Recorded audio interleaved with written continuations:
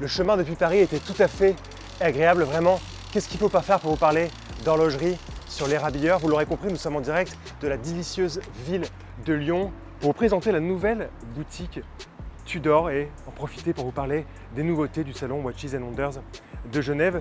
Cette boutique, elle est gérée par la famille Meyer. Souvenez-vous, nous avons eu l'occasion de rencontrer Arthur Meyer lors de notre Tour de France des distributeurs, Tour de France cyclisme. Vous l'aurez compris, il y a des petits jeux de mots derrière ça. Donc aujourd'hui, on vous parle de Tudor Pro Cycling Team. On vous parle des nouveautés du salon Watches and Wonders. Et là, gros supplément d'âme, on aura l'occasion de s'entretenir avec Julien, le grand Julien Alaphilippe. D'ailleurs, je m'en vais de ce pas le rencontrer. Et vous le savez, comme d'habitude, c'est seulement sur l'Érabilleur.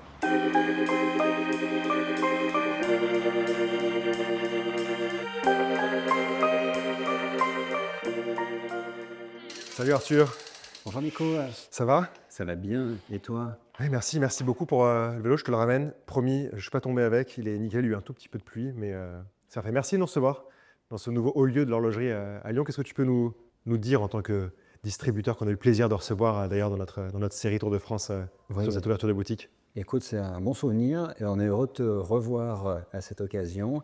On peut célébrer les beaux premiers mois de la boutique Tudor de Lyon et on a la chance de fêter le cyclisme ce soir avec en guest Julien Alaphilippe qui va nous rejoindre tout à l'heure pour le plaisir de quelques invités et des autres journalistes. Écoute, félicitations en tout cas, et puis on se reverra très bientôt, j'imagine.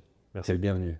Chers amis, vous l'aurez compris, nous sommes en direct de la nouvelle, plutôt récente boutique Tudor de Lyon qui est gérée magnifiquement bien par la famille Mayer. Je vous mets d'ailleurs l'épisode qu'on avait eu avec Arthur lors du Tour de France des distributeurs. On va commencer par vous parler un peu de ces belles nouveautés découvertes du salon Watches and Wonders de Genève. Et après, évidemment, supplément d'âme oblige, nous aurons le plaisir de nous entretenir avec Julien Alaphilippe qui nous a réservé quelques belles surprises. Évidemment, cette année, la montre qui a choqué, surpris l'ensemble des amateurs d'horlogerie, c'est la Tudor Monarch, 39 mm de diamètre. Un peu la montre, j'ai envie de dire, toute l'histoire de Tudor avec beaucoup de détails à gauche, à droite. Ce magnifique cadran que Tudor appelle texture papyrus. Moi, je vois plutôt un côté cuivré, brossé. On va retrouver la typographie très 70s, une disposition des index californiens avec les index chiffres romains en applique sur le haut du cadran et chiffres arabes sur le bas du cadran, une petite seconde azurée. Quand vous regardez vraiment précisément cette teinte un peu violette, vraiment bleu foncé, à la fois des index et des aiguilles, on a vraiment un résultat qui est magnifique. Les détails s'étendent évidemment jusqu'au boîtier qui est plein de jolies finitions avec un chanfrein sur le fond de boîtier qui court tout au long de la boîte. Beaucoup d'angles, beaucoup de géométrie, un peu cette idée des années 70. Le bracelet n'est pas en reste. Vraiment beaucoup de détails qu'on apprécie, surtout si vous regardez ce maillon central qui est à deux pans, qui doit être vraiment très compliqué, je pense, à polir une fois qu'il y aura quelques petites rayures dessus, mais vraiment très jolie pièce, signature de cette nouvelle Monarch. Et sur le fond de boîtier, grâce à un verre saphir légèrement bombé, on découvre le mouvement de manufacture MT5662, certifié Master Chronometer par le METAS. Voilà, on a beaucoup de finesse sur cette pièce, beaucoup de surprises parce qu'elle est à la confluence de beaucoup d'inspiration de l'histoire de Tudor, mais elle fonctionne très bien aujourd'hui en 2026. Ça, c'était la première et grande nouveauté qu'on a appréciée au salon Watches and Wonders de Genève. La seconde, et ça, je m'en souviens, il y a 2 ans, on en avait vraiment parlé avec Tudor. Je voulais absolument faire une vidéo sur la Tudor Royale. Je trouvais que c'était une montre qui avait beaucoup de jolies inspirations, beaucoup de beaux détails. On avait eu un grand nombre de commentaires de gens qui étaient propriétaires de la montre, de gens qui adoraient la montre et qui trouvaient qu'elle n'était pas assez mise en avant par Tudor, mais ça c'est le passé, puisque on a découvert lors du salon Watches and Wonders une redéfinition totale de la Tudor Royale. Alors on retrouve l'esprit qui nous plaît, le bracelet, la lunette, le boîtier ont été retravaillés. Mon gros coup de cœur, c'est évidemment la version 36 mm avec cette couleur de cadran un peu bleu glacier, soleillé, ces index en flèche fastée qui font presque penser à de la pierre précieuse, à un petit saphir, tant le bleu est très intense, presque arctique, si je puis dire, une fenêtre de date très discrète à 3 heures.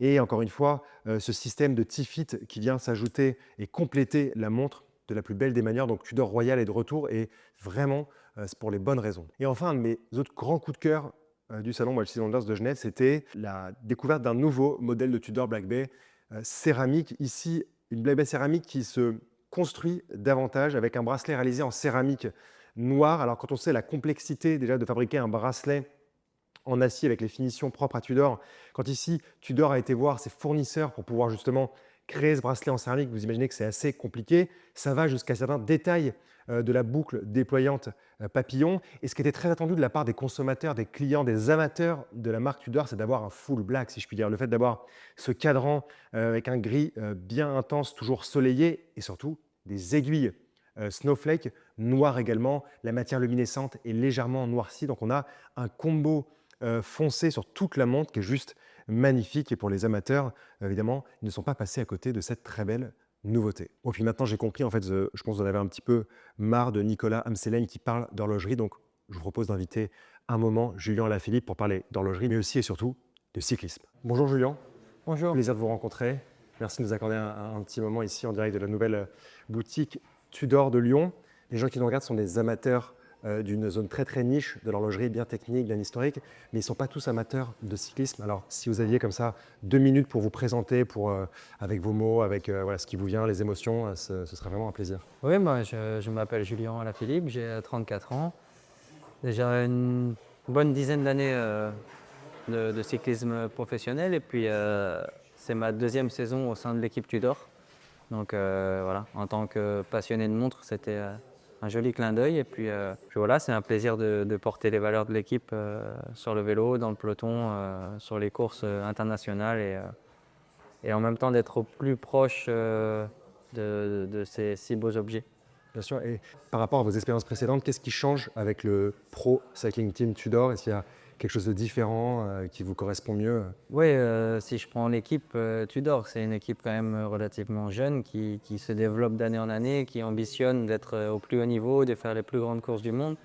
Et j'ai pris part en chemin pour rejoindre l'aventure et apporter mon expérience et juste ouais, faire de mon mieux pour partager mon expérience avec les jeunes et aussi continuer à prendre du plaisir sur le vélo, à être performant et à tirer vers le haut l'équipe qui vraiment ambitionne de faire des belles choses. Donc pour moi, je suis à un moment de ma carrière où c'est une responsabilité que j'aime et où je prends beaucoup de plaisir. Donc non, tout se passe bien.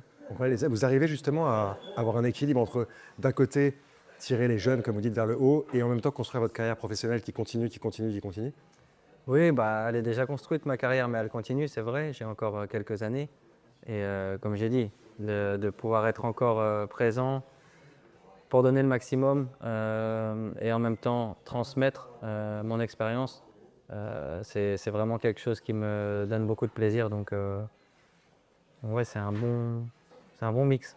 Magnifique. Bon, sans transition, on va parler de montres Tudor. On a 2 jolis Tudor Black Bay 54 ou 54 pour les anglo-saxons. Je vais comprendre que c'était une de vos montres préférées, non?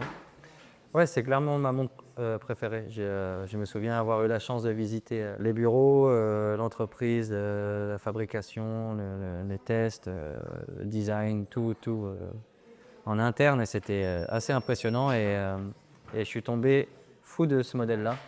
Donc pour moi, c'est vraiment la montre qui me correspond le plus parce que elle allie un peu sportivité, chic et en même temps très légère, confortable, avec les petits détails dorés qui font un peu vintage aussi. Donc, puis avec le bracelet caoutchouc, c'est très très agréable à porter. Donc, je sens quand je l'ai pas, mais quand je l'ai, elle me gêne pas. Ça fait partie de mon poignet.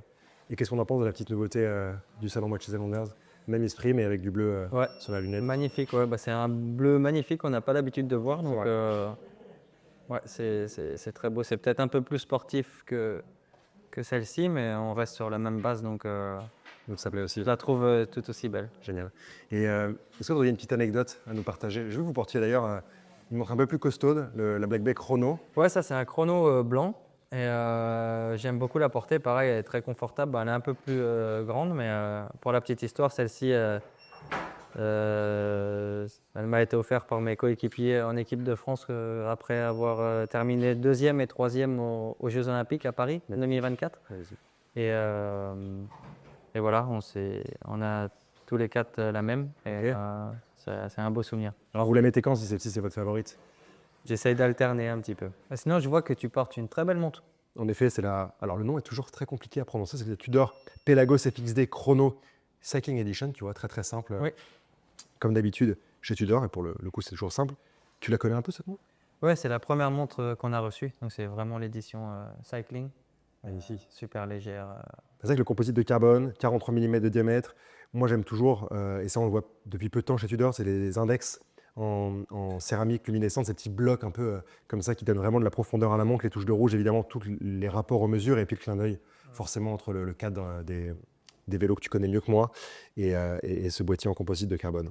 Mm. On a tous les deux finalement un chrono sympathique au pas. Très belle. Voilà. Maintenant, question très simple, on va revenir un peu sur le cyclisme.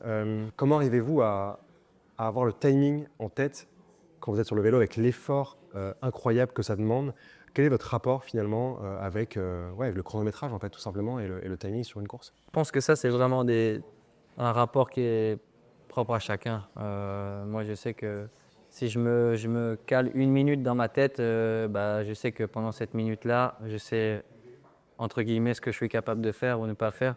Donc ça, c'est plus des repères que j'ai en moi, mais pour le reste, non, on est focus sur la course et on sait qu'il y a tant de kilomètres. Et à ce moment-là précis, on ne se dit pas il reste 3 heures de course ou 3h30. On est plus concentré sur le moment présent, quoi. Ouais, l'énergie qui reste en interne Voilà. pour dérouler quoi. Mhm. Magnifique. Eh bien c'est tout, merci beaucoup Avec plaisir. pour cet échange et puis Avec bon plaisir. courage pour toute la suite des courses. C'est gentil, merci. À bientôt. À bientôt.